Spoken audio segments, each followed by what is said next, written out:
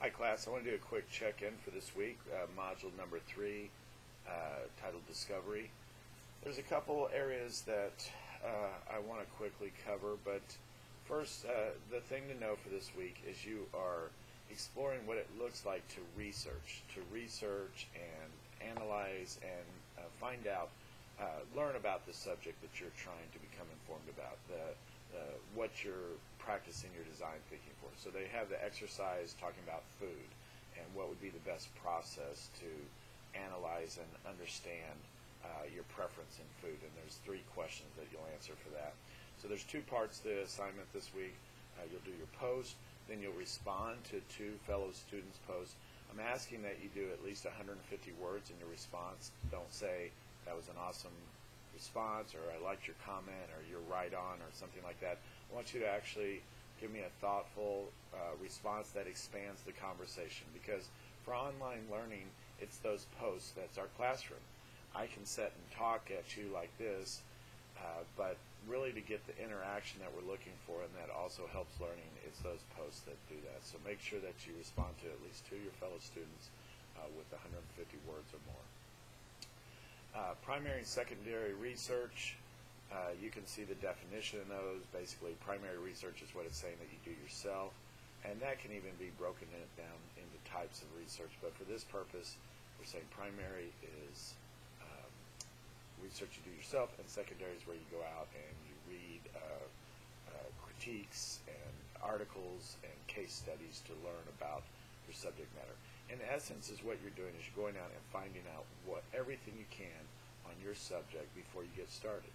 If you've ever heard the term, you don't want to reinvent the wheel, is what this means is that the invention of the wheel has already been done thousands and thousands of years ago, so why spend any time trying to reinvent it? Go ahead and look at the research, how to create a wheel, and then move forward from that. Stakeholders, I will continue to talk about stakeholders, but when you're looking at researching your subject matter, or whatever it is that you're interested in exploring and researching, identify who is involved, who is affected by that particular idea or concept. Who is it that benefits?